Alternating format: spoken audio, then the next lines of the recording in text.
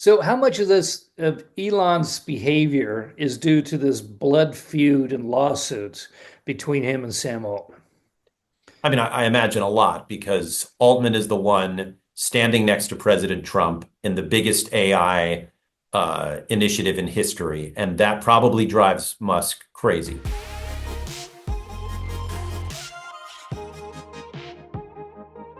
Hi, and welcome to the Silicon Insider podcast. Hey, Scott, how are you? I'm well, Michael. How are you? Well, it's been a busy week for news. Thank goodness we're not covering politics, but just tech, or we'd be going on forever.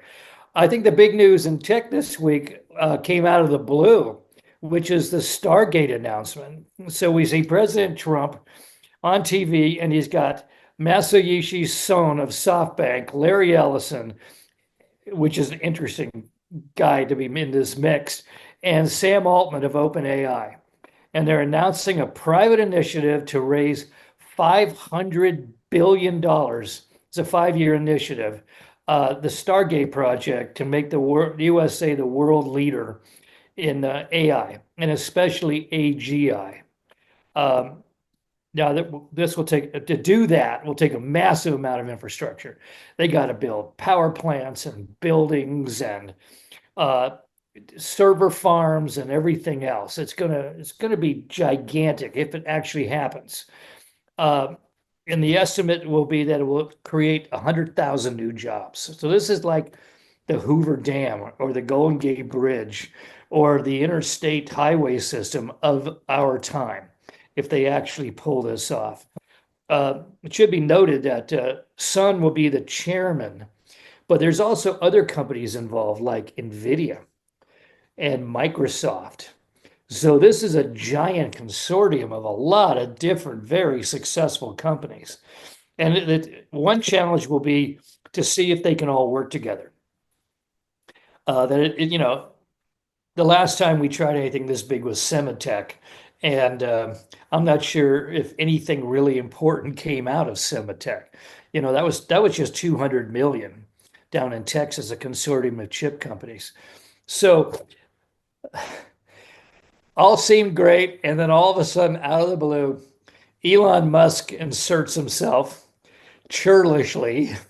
The BBC asked me last night what I thought was going on. I said, I think Elon's having a temper tantrum because he's not in the mix, mostly because of his feud with Altman. But I also think that he wants to be invited to bring his money in because the first thing he said was they don't have enough money to do it. He instantly threw cold, like within 20 minutes, threw cold water on it. Uh, and then we get interesting. Satya Nadella, the CEO of Microsoft, said, well, all I know is I'm good for $80 billion. Okay, so that's the first year already taken care of. Do you think this thing has a potential to be a juggernaut, or is Elon right? And what do you think Elon's motives are on all this? Yeah, I think it has the potential to be something very big because you have a lot of those big companies you mentioned that have so much money. I mean, 500 billion feels like they're throwing out a figure. And I don't really know if given the time, given the constraints, given the infrastructure, given the AI-ness of it all, how much it's really going to cost. Yeah. But if Satya Nadella is stepping up and saying Microsoft is in for 80 billion, that's a really impressive starting number. It was also impressive to me that you have Larry Ellison, who's a longtime friend of Trump, and Yeah. Sam Altman, a longtime critic of Trump, who recently did a Mark Zuckerberg and was like, I actually really like this guy because everybody seems to be doing that now. But just the two generations, the two eras of Silicon Valley, Larry Ellison on one end and Sam Altman on the other, kind of bookends, which I found interesting to get them both in there.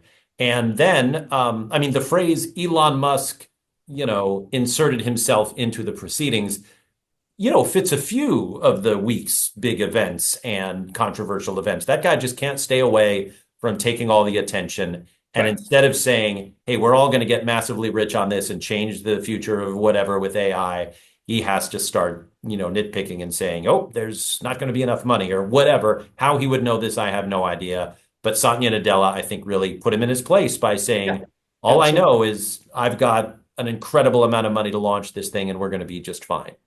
So how much of this of Elon's behavior is due to this blood feud and lawsuits between him and Sam Altman? I mean, I imagine a lot because Altman is the one standing next to President Trump in the biggest AI initiative in history, and that probably drives Musk crazy. Yeah, I would think so. Are they going to bury the hatchet? Do they need, really, do they need Elon's money? That's a good question. Elon has had different AI goals than Sam Altman, Right. and that's the reason they're feuding. But so far, all of these predictions of, oh, there's going to be a fight between this end and that end have really not come true. To whoever's credit, I don't know if it's President Trump or someone behind the scenes, everybody has been, kind of stepping in the same direction when it comes to money. Yeah. And Musk has a lot of money and a lot of influence. And I'm sure they'd like him on board. And I'm guessing that at some point they'll all come together for this AI initiative and maybe do it in a way where everybody gets what they want out of the initiative because it sounds like it's going to be pretty gigantic. Yeah, and the amount of infrastructure improvement. I mean, there's been a lot of talk that we're onshoring a lot of tech because the world's getting more fragmented again, and the United States is pulling away from creating the defensive umbrella over shipping and everything else. That this seems like a major step in the idea that the United States is going to bring onshore its tech world. And we've even got, when we even have TSMC building plants here, and we had Biden's initiative to build more fabs. I mean, it seems to me that we've got ourselves on the fast route to really building up restoring whatever lost tech infrastructure we did lose over the last 30 years. Possibly. Remember, it does cost more to do things here, but I know they do want to build. They've already talked about data centers in places like Texas.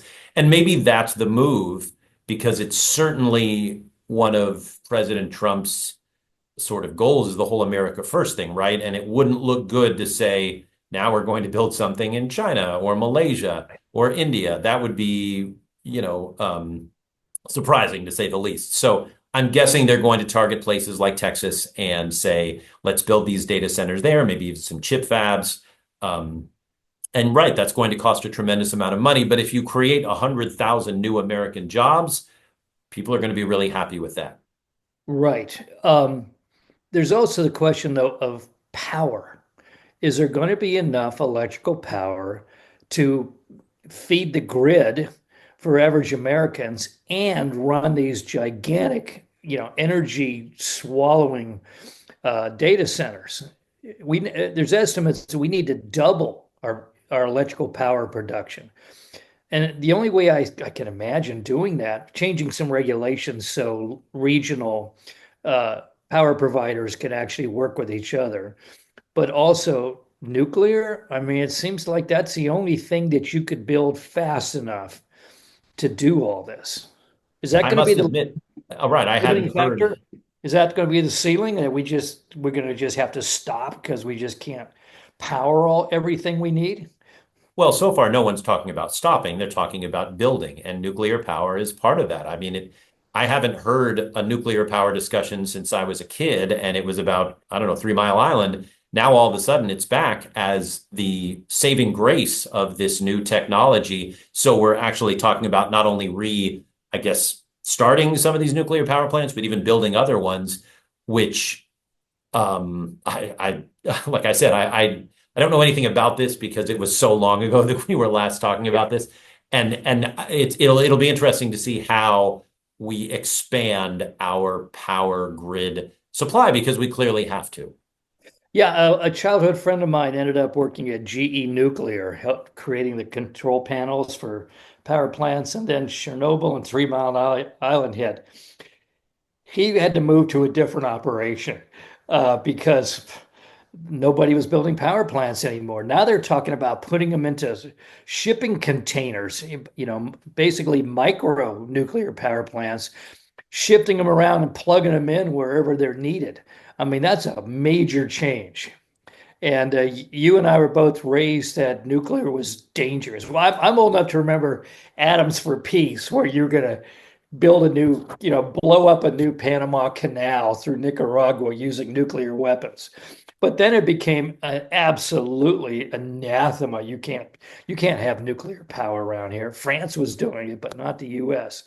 Are we ready for this? Do we train a new generation of, you know, citizens to say, "Oh, yeah, pet nuclear is good. Let's go for that." I mean, it seems like it's on the way. And actually, there are some in the environmental movement now who say, hey, nuclear power is clean. It is, mostly safe. And it could be a bridge between going from gas to electric, which, environmentalists want to do. We want cleaner. That's why we drive EVs and have solar power and all that stuff. And, a lot of them say in order to sort of bridge that gap, nuclear makes sense. But you're right. We haven't seen that put into play in a long time Long time. because of Three Mile Island, because of Chernobyl, because of Fukushima. And it's interesting that those wheels are already spinning because this insatiable demand, first it was for crypto and now it's AI. Sort of once again, the tech industry is sort of bringing the rest of the world along with it, it seems. Yeah, they're really going to have to guarantee it's safe, though, I would assume. I mean, there's still that residual feeling that, Chernobyl's sitting over there, basically no one goes within 5 miles of the thing 30 years later, 40 years later. Would one meltdown in the US in the industry again? I mean, that's a philosophical question. Are we willing to accept some, problems with nuclear power plants in order to have AI? I don't know. There are certainly some people who would say, yes, we're already building them, but I don't know. And it may be more of a expanding the electrical grid in different ways. I don't know how we get the power, but I agree with your thesis that we are going to need a lot more power because all of these technologies that we want to put into use, it seems, demand more power than we have. Yeah. And so what do you do? I mean, we are already at the point where we're using a lot of renewable resources, and that's great. But when it gets really hot or really cold, our plants are really stressed. And if we add AI to that and some of these gigantic plans by these, barons of industry, I don't know how we also have enough to, power your house and, the lights above you when you work and stuff like that. Well, if Greenland becomes a territory, we can put all the nuclear power plants There all over you go. that. Buying Greenland will solve everything, of course. Of course. Okay, maybe turn it into glowing Greenland. Anyway, the global stock markets all rose this week precisely because Donald Trump didn't talk in depth about putting any tariffs on. He said he's going to, put tariffs on the whole world, but he didn't do any actual actions. He's talking a lot about Canada and Mexico. But I wonder if this is just an opening negotiation position and he's going to take as long as he wants before he puts those tariffs on. And the markets are going, whoa, he's not going to get us with 25%. Let's buy stock. Let's buy, more assets. I mean, what do you think? I mean, is this just his thing? He has this thing of making grandiose claims, and then he changes it into when he can, into a win, a much smaller win.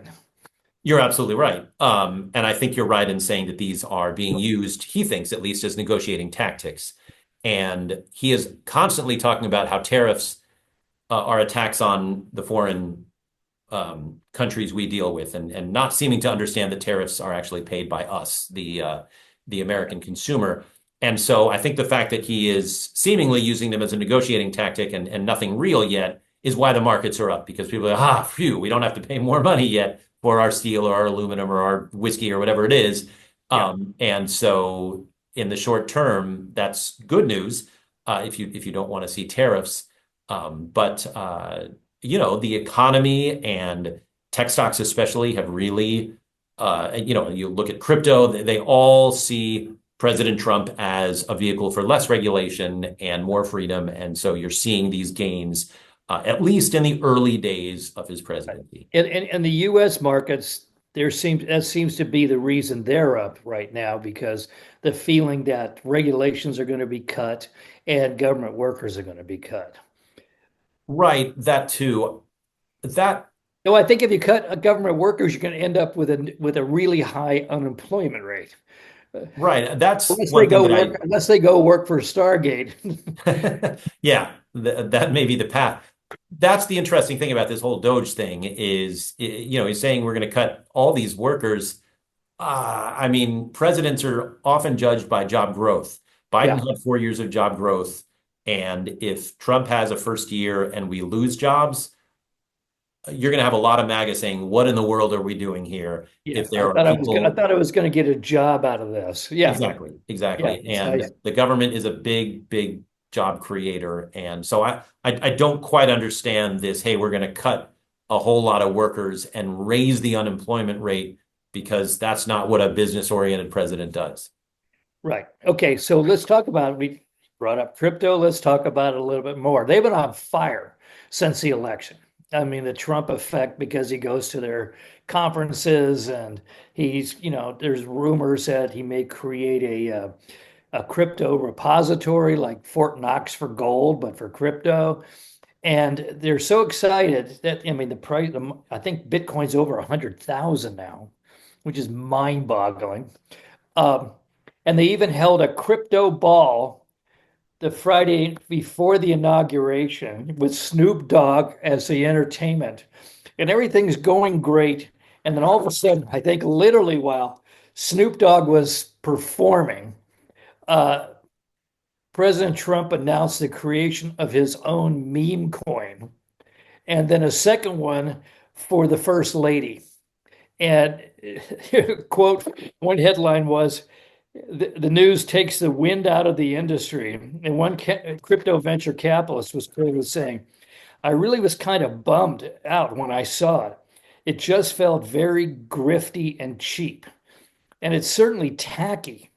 Now, my question, and a money grab, my question is, can a president do this while he's in office? Create this. It's like he creates a national store as to compete with Walmart and Amazon. Can a president of the United States do that while in office? It's a great question. It's obviously a new world and all the people that he is putting in charge of these things. And by the way, as of Thursday night, as you and I talk, he has signed an executive order paving the way for a digital asset stockpile. So we may see, I guess it would be the virtual equivalent of a Fort Knox for gold, but you don't need an actual because it's crypto. But so that's in play, and Bitcoin has soared. Bitcoin above $100,000 a coin, but the meme coins, whether it was Trump, Yeah. $ Trump, $ Melania, those are cash grabs. They're literally almost surefire ways to lose money if you're jumping into this as an individual. And I don't know where the SEC is on this, but come on. I mean, this is a cash grab. It's very grifty. We haven't seen this, obviously, at the top like this. And I just don't understand it other than an easy way to grift off your followers and get a bunch of money at The once. last time we saw was the Hawk Twee girl, who apparently has now disappeared and sent out a photograph of herself on a beach somewhere and not in the United States. She walked away with millions. Right. And that's, it just shows you how, a little bit of fame and then you come up with a meme coin, rip off your followers and go. We need to learn from this that don't buy into these things. Yeah, I don't know what the Trump coin went for initially, but it's down to $45, and Melania's is about $4. But there's currently 200 million Trump meme coins available, with plans to issue 1 billion uh, over the next 3 years. That's a lot. Well, and they're issued, right. I mean, it's an inside game. Yeah. And you're just asking to be ripped off if you buy this stuff. It's not even, we've always talked about how crypto itself is speculative. And I get that. And look, we're in a wealthy time with a strong economy, strong wages, strong job growth. People are investing in crypto. Bitcoin has soared. Good for you if you invested in it and held it. You've been rewarded. But Bitcoin is different than these meme coins. Right. Bitcoin is a way for everybody to, granted, speculatively, but invest. Meme coins are a way for someone to get money that their fans hand them and then Yeah, just and go it's a away. fan club. It's Yeah, basically a fan club. Yeah, so you get to show that you have that. right. Uh, but it's tacky as hell. I mean, it's just shockingly bad. Um, Now, okay, Intel. I remember a few weeks ago you said, I don't even know why you're bringing up Intel anymore, Mike, because it doesn't really matter anymore. It's old Valley. Well, it's hot right now. Uh, Basically, they fired their CEO, and now people are looking at it, and there's rumors swelling. The Intel stock is up this week. Rumors are that Elon again, he's everywhere. Elon and Qualcomm might be looking at buying Intel. I mean, it's less than $100 billion market cap, which Yep. is nothing these days. It's still less than 50% of where it was a year ago. So obviously a big discount. It just had massive layoffs. And Yeah, you look at all that and you think, it's still got all those fabs too. right, you look at all that and you think, takeover target, sure. What do you Yeah. get from it?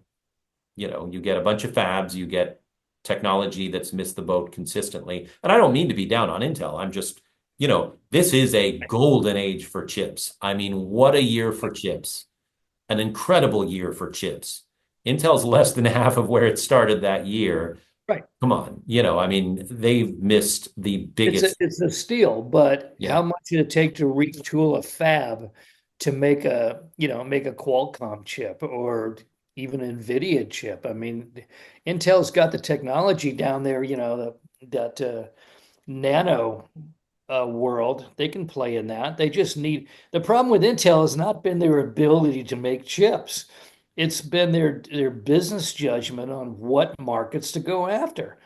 I mean, Right. they missed the boat on AI. They missed the boat on phones. They missed the boat on everything going back 20 years. And with a smart management, you would think that they could really become a powerhouse again. Maybe it's just so big. And again, 5 years of economic growth led by chip companies, and in 5 years, Intel has lost two-thirds of its value. So it just hasn't been participating Right. in this. Not in the game. Right. And It's just servicing old customers right now. right. And so yeah, it has every sign of being a takeover target, and maybe that's what it is. And maybe that's what is best at this point. Who knows? Yeah. You won't be sad to see it go, but I have a certain nostalgia. I mean, I wrote a book about the company, I so don't want to see it go. I come on. I'm just telling it, calling balls and strikes here on Intel. Come on. Like, yeah, yeah. Well, I understand, yeah. but you're not going to be sobbing with nostalgia if Intel moves its headquarters to San Diego. Uh, we'll see. And finally, we're going to run out of time. Um, a new study just came out that suggests that uh, well, we're all getting wealthier here in Silicon Valley. Salaries are up and people are getting raises and stock options and all that. Well, maybe not you and me, but everybody else we know. And yet, the most recent study found that Silicon Valley residents, the cost of living is outpacing the salary increases. So we're basically chasing the train. We thought we were going to be able to jump on the last boxcar, and it pulled out of the station, and we are still chasing it and falling behind. How long do you think this can last? Well, I mean, there's a direct correlation between what you're saying and tech wealth. Tech Yeah, wealth is at all-time highs, but it's not spread out to the entire community. And therefore, you have a certain segment of Silicon Valley, of the Bay Area, of California, that can afford multi-million-dollar houses and can afford just, much, much higher living standards than the great majority of us. And that wealth inequality comes from the success of that industry. But the rest just can't keep up. And I don't see a future where they ever can. Remember, the only equalizer in all this was in times like 2008 or 1999 with the bust of 2000, where you'd have, hey, you were once a wealthy tech executive, now you're working as a barista at Starbucks. And that's a great equalizer because the economy tanked. But when the economy does really well and we see these tech companies soar, not everybody participates nearly to that level. I'll go even further. I think maybe ultimately the the greatest equalizer in Silicon Valley was stock options. And the federal accounting board and the federal government have done everything they can to keep regular folks. When Apple went public, it created 100 millionaires, and that it was a pretty small company, and a lot of them were guys who came in and watered the plants. The woman at the front counter who had been there since it was just Steve and Woz. They all got stock options and they all got rich. But companies now are very churlish about giving out stock options precisely because it's an accounting mess and it's a taxation mess. And it's that idea of wealth being spread out has really diminished in this century compared to the end of the last century. Perhaps so, but there are still plenty of people in Silicon Valley in tech that have stock options or Yeah. RSUs or some way to increase their wealth. And I think that's why we see this super high end. And that makes the cost of living here so Yeah. high. And that will change only when and if that high end comes down, because the rest of us are just not going to be able to catch up. Crash again. Yeah, another bubble burst. And by the way, those RFUs are an attempt by companies to be more fair to their employees. They had to invent those because the stock options got essentially illegal or damn near. So anyway, let's hope we can all keep up. By the way, that survey was done by the San Jose Spotlight, just in case anybody's interested in looking at the story. And that's it for now, folks. You can find us on Spotify, Anchor, Google Podcasts, Apple Podcasts, and YouTube. You can see Scott on Facebook and X. He's working on a very interesting story right now about the LA fires. And you can see me we can see me regularly. I'm doing it real regularly now on the BBC World Radio show Business Matters. If you happen to be in Namibia with a shortwave radio, listen in. We'll see you next week. Bye bye.